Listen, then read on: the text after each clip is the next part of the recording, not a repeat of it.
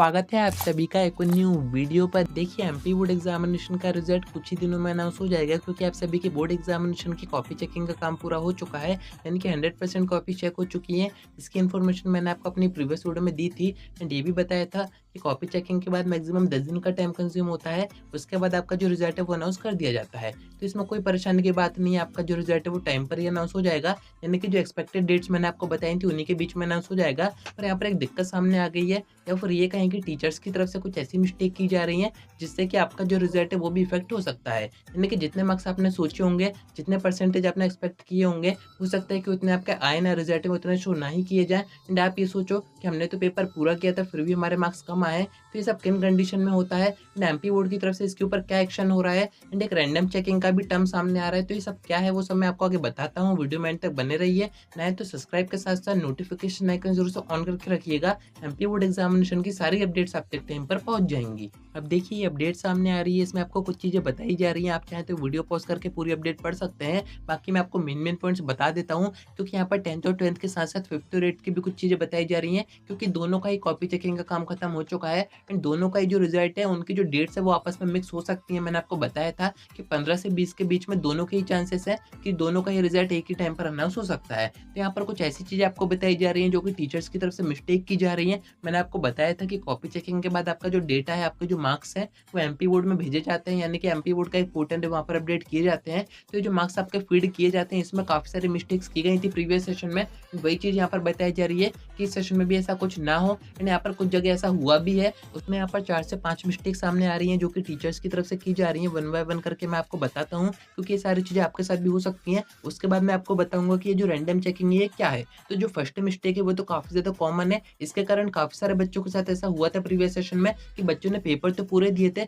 But जब उनका result आया तो कुछ सब्जेक्ट में एब्सेंट शो किया जा रहा था। यानी कि बच्चों के पेपर देने के बाद भी रिजल्ट में एब्सेंट शो हो रहा था, यानी कि बच्चों ने पेपर नहीं दिए थे। इस कारण से काफी सारे बच्चों का जो रिजल्ट है वो अटक गया था। फिर कुछ टाइम के बाद बच्चों ने जब शिकायत की तब उनका रिजल्ट जारी किया गया था। तो ये चीज आपके साथ भी हो सकती है। अभी टीचर्स एंट्री ठीक से नहीं करते हैं, इस कारण से होता है, या फिर आपके मार्क्स वहां पर एंटर ही नहीं किए गए तो आपको वहां पर एब्सेंट शो किया जाता है। तो ये सारी चीजें होती रहती हैं। सेकंड मिस्टेक की बात करें तो यहाँ पर आपके जो प्रैक्टिकल्स और प्रोजेक्ट के मार्क्स होते हैं एमपी बोर्ड में जो भेजे जाते हैं आपके स्कूल की तरफ से, उनको आपके थ्योरी के मार्क्स में ऐड किया ही नहीं जाता है एंड शो किया जाता है कि आप प्रैक्टिकल में एब्सेंट थे, या फिर प्रोजेक्ट फाइल्स आपने जमा ही नहीं की एंड उसके नंबर आपको नहीं दिए गए, उसमें आपको 0 दे दिए गए एंड आपका जो रिजल्ट है वो सिर्फ थ्योरी के मार्क्स से बना दिया गया। तो ऐसे में समझ सकते हैं कि आपका जो रिजल्ट है, आपका जो परसेंटेज है वो भी डाउन बैठेंगे। थर्ड, यहाँ पर ऐसी मिस्टेक की जा रही है टीचर्स की तरफ से जिससे कि काफी ज्यादा बच्चे परेशान होते हैं, क्योंकि जितना पेपर उन्होंने किया था, जितने मार्क्स उनके आने चाहिए तो उतने उनके आते नहीं है एंड उनके मार्क्स कम आते हैं, या तो कुछ बच्चों के ज्यादा भी आ जाते हैं। तो जिनके ज्यादा आते हैं वो तो खुश हो जाते हैं, पर जिनके कम आते हैं वो परेशान होते हैं।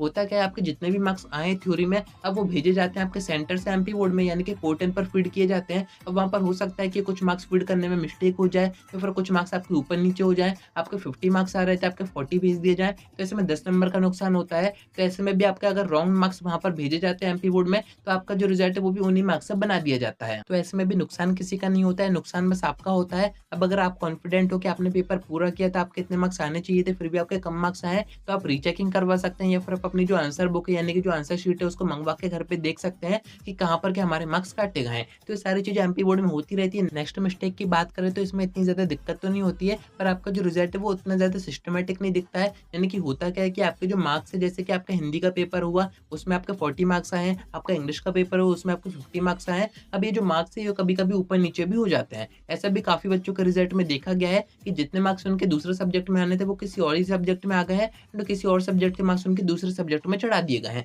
तो इसमें आपका रिजल्ट के ऊपर तो कोई इफेक्ट नहीं पड़ता है, पर यहाँ पर आप खुद ही सोचिए कि जिस सब्जेक्ट में जितने मार्क्स आप डिजर्व कर रहे थे उतने तो आपको दिए ही नहीं गए। तो ये जो कुछ मिस्टेक्स मैंने आपको बताई ये अगर आपके रिजल्ट में भी होती हैं तो इसमें कोई बड़ी बात नहीं है, एमपी बोर्ड में काफी ज्यादा कॉमन है। आपको इसमें परेशान नहीं होना, ये सारी चीजें आप ठीक कर सकते हो। बस थोड़ा सा आपको परेशान होना पड़ेगा, थोड़े से एफर्ट्स आपको देने पड़ेंगे। अब ये सारी चीजें ना होते इसके ऊपर एमपी बोर्ड क्या कर रहा है, तो वैसे तो एमपी बोर्ड की तरफ से बताया जा रहा है कि किसी भी तरह की कमी की कोई भी गुंजाइश नहीं रहनी चाहिए, यानी कि सारी चीजें अच्छे से होनी चाहिए। अरेंजमेंट ही ऐसी की गई है कि सारी चीजें अच्छे से होंगी। बट फिर भी ये एमपी बोर्ड है, आपको पता ही है इनके काम कैसे होते हैं। कॉपी चेकिंग भी टाइम पर इनकी पूरी नहीं हुई थी, उसको भी आगे बढ़ाना ही पड़ा था। तो यहाँ पर एमपी बोर्ड की तरफ से एक रैंडम चेकिंग टर्म इंट्रोड्यूस की गई है। अब इसमें क्या होगा कि कुछ ऑफिसर्स हैं एमपी बोर्ड के जो कि आपके जो सेंटर बनाए गए हैं जहाँ पर आपकी कॉपी चेक हो रही है वहां पर ये जाएंगे एंड ये रैंडम चेकिंग करेंगे। यानी कि कोई भी एक कॉपी उठाएंगे वहां से, उस बच्चे के मार्क्स वेरीफाई किए जाएंगे कि ये सही भेजे गए हैं या फिर नहीं भेजे गए हैं, इसकी कॉपी ठीक से चेक की गई है या फिर नहीं की गई है। अब इससे होगा क्या, जो भी टीचर्स ये सारा काम कर रहे हैं, जो कि मार्क्स एमपी बोर्ड में भेज रहे हैं, पोर्टल पे भेज रहे हैं,